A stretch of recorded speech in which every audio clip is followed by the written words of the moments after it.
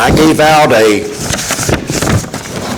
big piece of paper for a big lesson.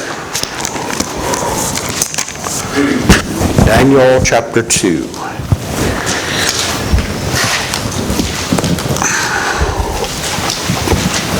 The book of Daniel, of course, is the revelation of the Old Testament. You've heard me say before that every kingdom of man has fallen, without exception, because the base or the foundation of that government has been man. Now, the United States is relatively young, and while it began on Christian principles, it has slowly slipped away from those. And we know that one of these days it's going to fall. That's just the way that it's headed. But on your paper, the front paper there where the two pictures are, gives you the statue, it gives you each of the empires that it represents, and the dates from 605 to 539 was the Babylonian Empire, and it's the head of gold, of course, means that it was the richest of any of the kingdoms. All right? But in your Bible, Daniel chapter 2, starting with verse 24, Daniel is asked to be taken to the king. He has issued a decree that the astrologers, soothsayers, all of these wise men upon which he relied upon could tell him nothing. Go down to verse 27. Daniel answered in the presence of the king and said, "The secret which the king hath demanded cannot the wise men, the astrologers, the magicians, the soothsayers, show unto the king, but there is a God in heaven that revealeth secrets, and maketh known to the king Nebuchadnezzar, shall be in the latter days thy dream and the vision of thy head upon thy bed are these." These supposed wise men, these astrologers, these men who basically would use tricks, weren't they? We know there's no such thing as magic.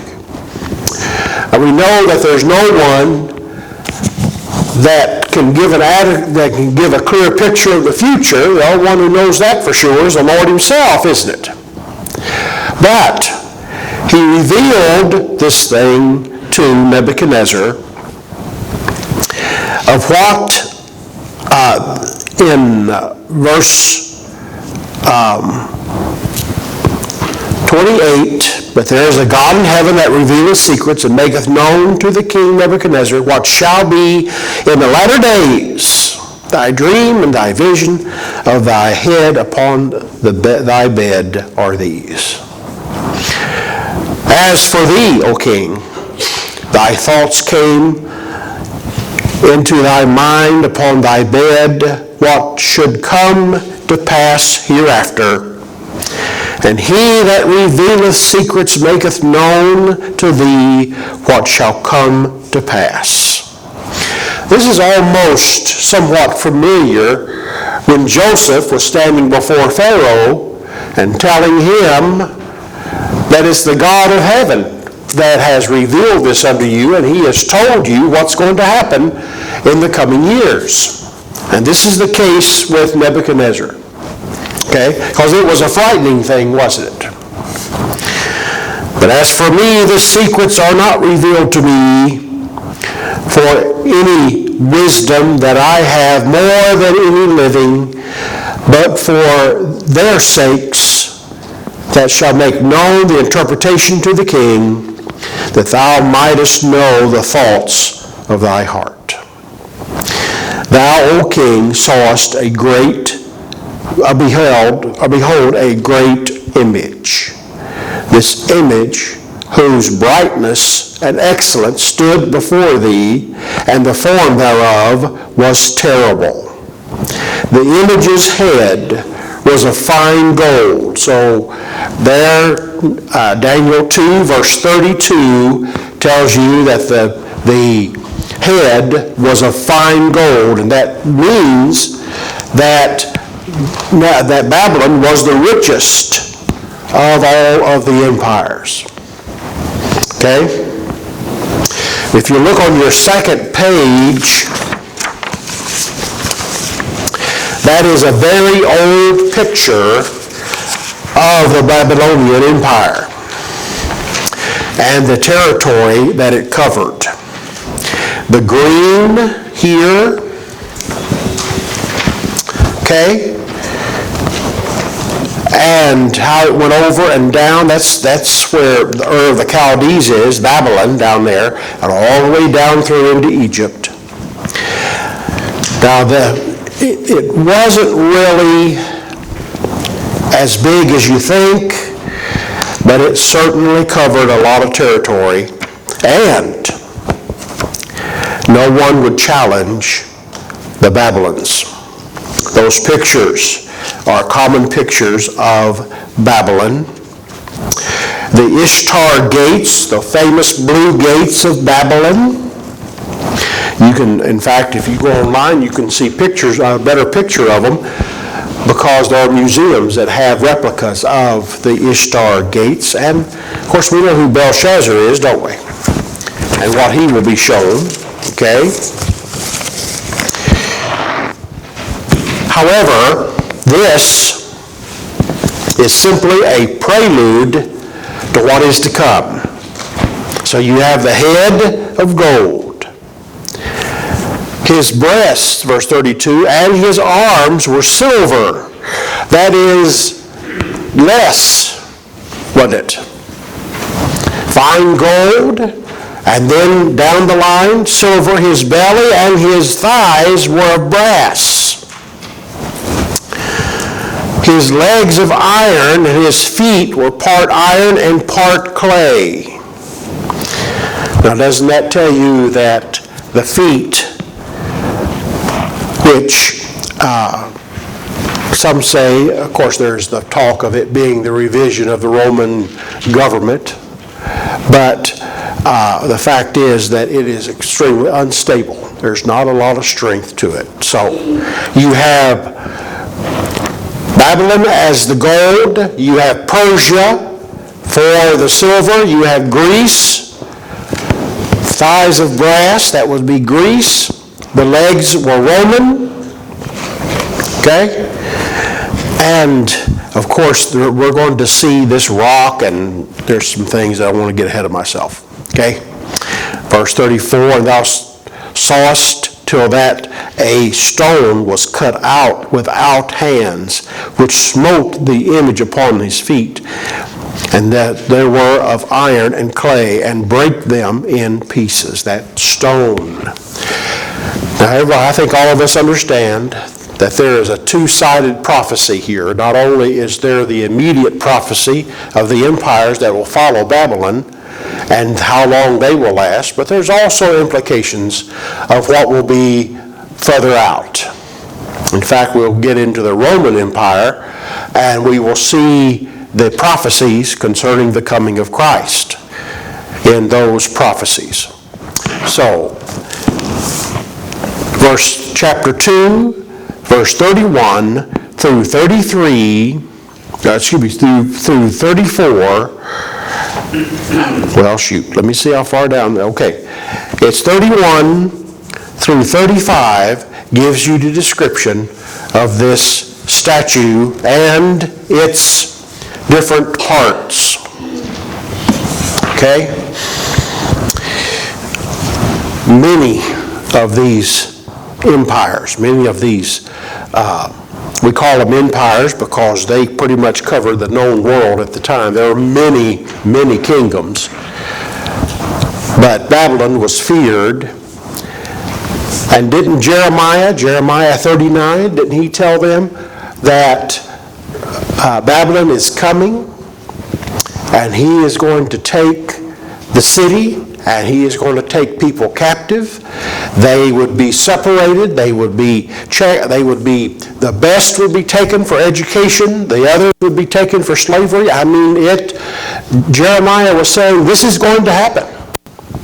Okay? And it would be better for you to open the gates and let them in than for them to come through and break the gates down and come through and take the city. It'd be much better for you. But they would not listen to Jeremiah. And so when Babylon came back that second time, they came back with a vengeance, and they took the city and slavery, and they emptied the house of God, didn't they? All the furnishings of the house of God were taken back to Babylon. Now, who was the one that ordered the articles of the temple to be brought out for his party? That's Belshazzar. And because of that, he paid a terrible price, didn't he? Okay? I realize this is just brick and wood and stone, but this is a special place where we come and worship the Almighty, and we need to treat it such. It needs to be treated with respect. I used to tell parents of young children, don't let your children run around in here, because this is a special place that we come to worship. We don't want certain types of music played on the instruments, because this is a place where we come to worship, and we want to keep it separate. Okay? Now, if you want to have your coffee and cheesecake, you can go down here to the Methodist church, because they took out their pews and they set up tables and chairs where people can have coffee and a Danish or something during service, during their Bible study time. Well, that just means, to me, that just destroys the sanctity of the Lord's house. And we need to be careful with it. Okay? So now we have Daniel telling Nebuchadnezzar of this statue. And of course, Babylon was the head of gold. Okay, and it will last a little while, as you see there, 605 to 539. That's not too bad. But as with all empires, they will fall. And Babylon will fall as well. Okay? Daniel will be there, as in Babylon, he'll be there through the Persian Empire before he finally goes home to be with the Lord. So,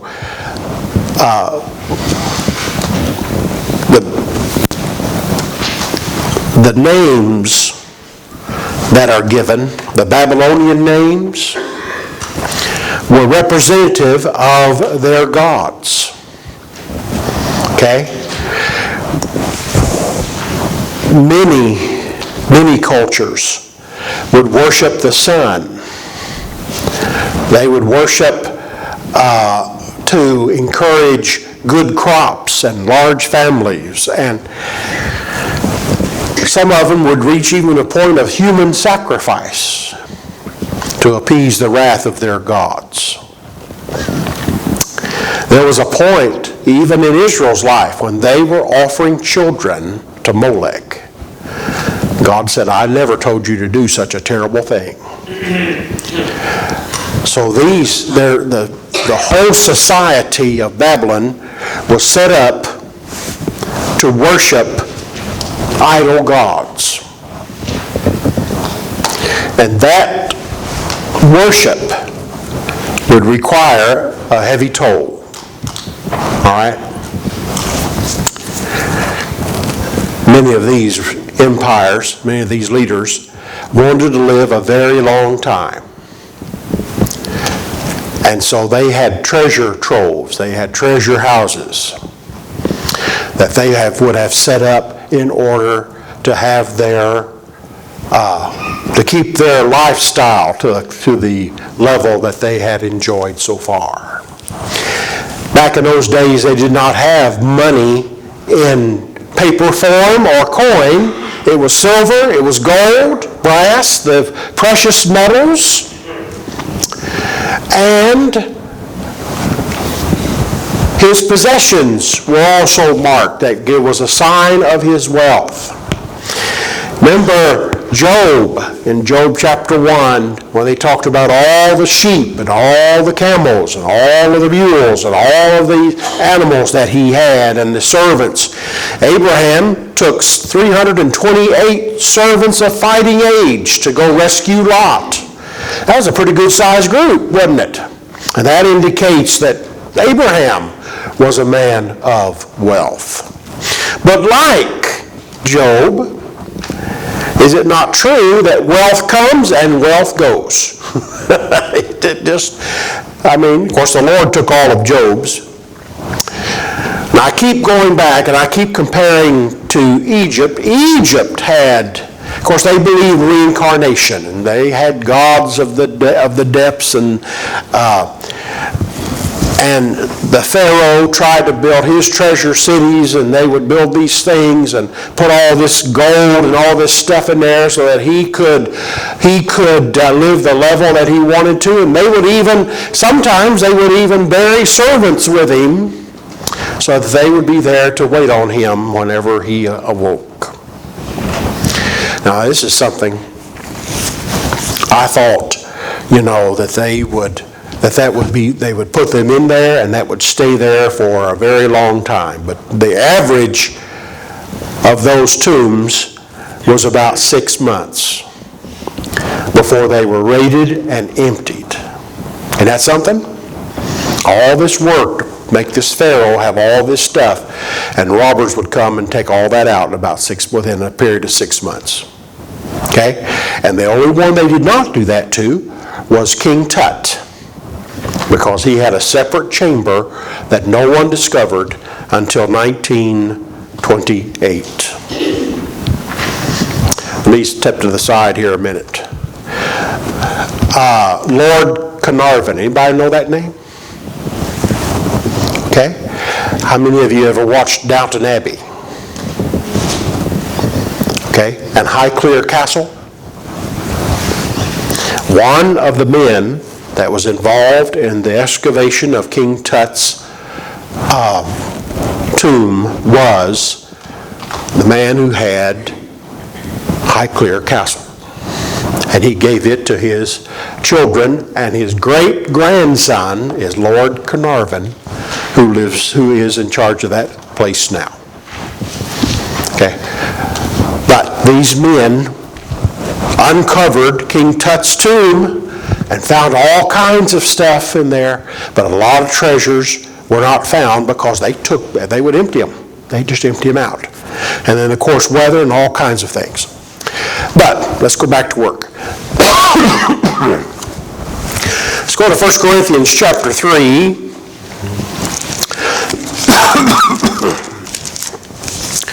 1 Corinthians chapter 3.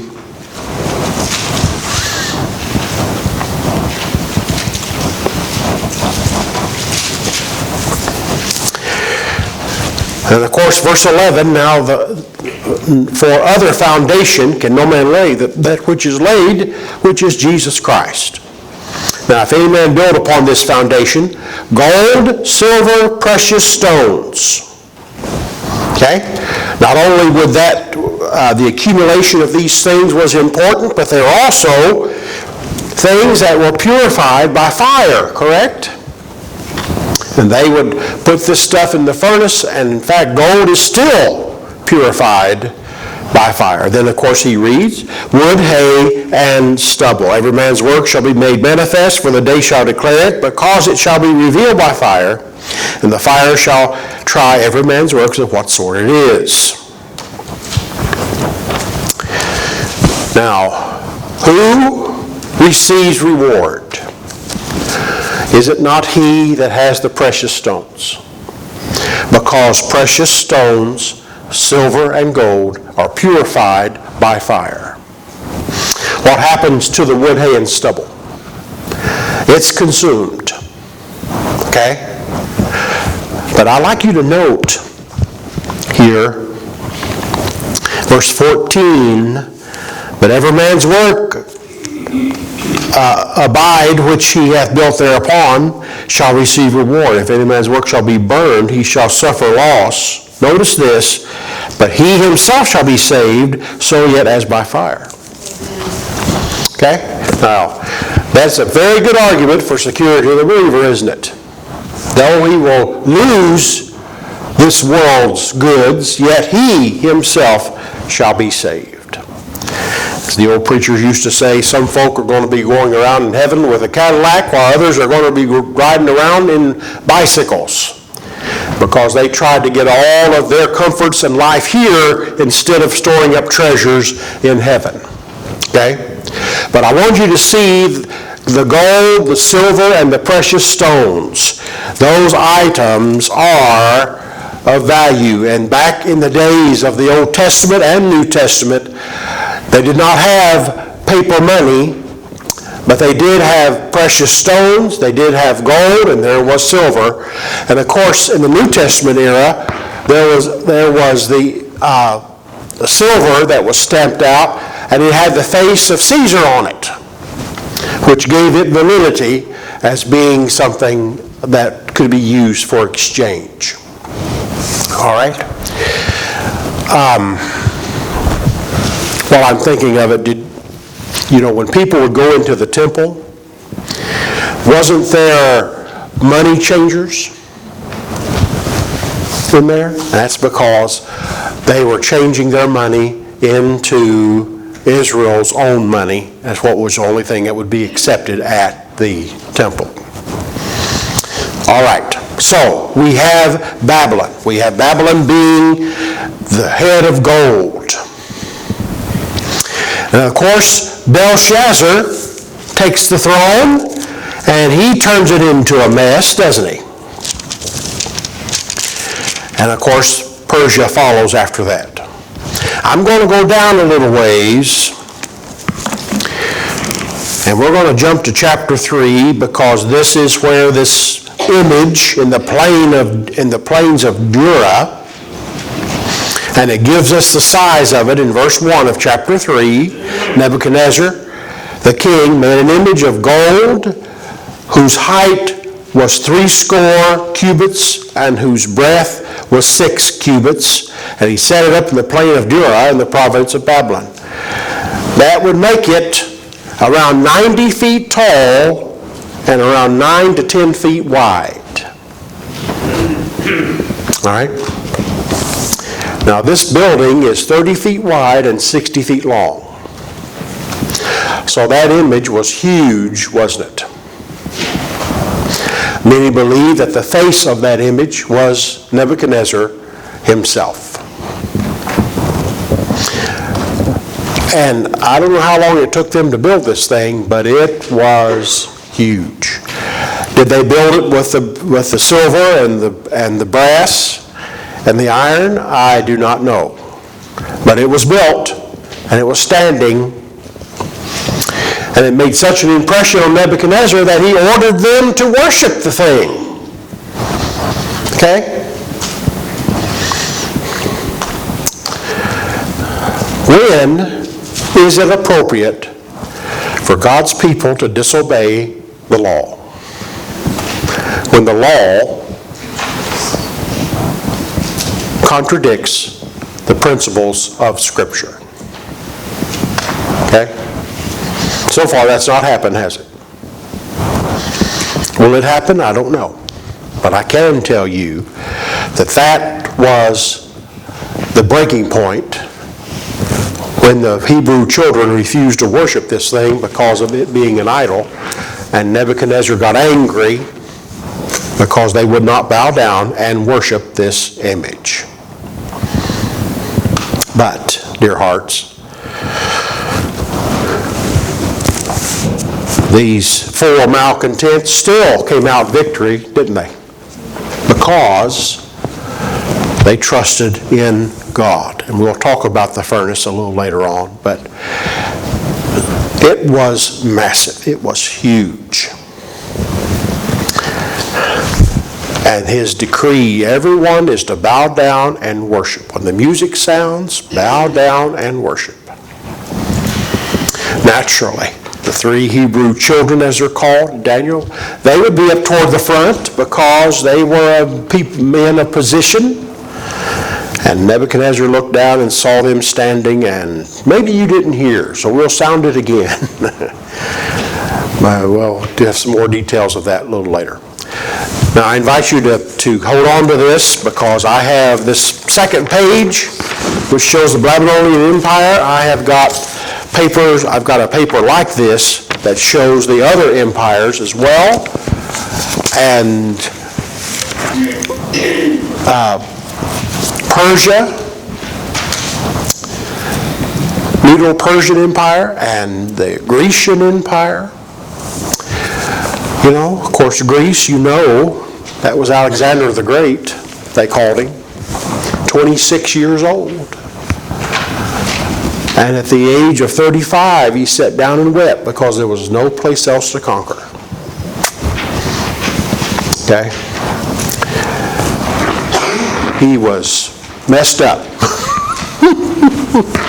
in so many ways. All right, so we'll stop there for tonight, and we'll get ready to continue this study another time.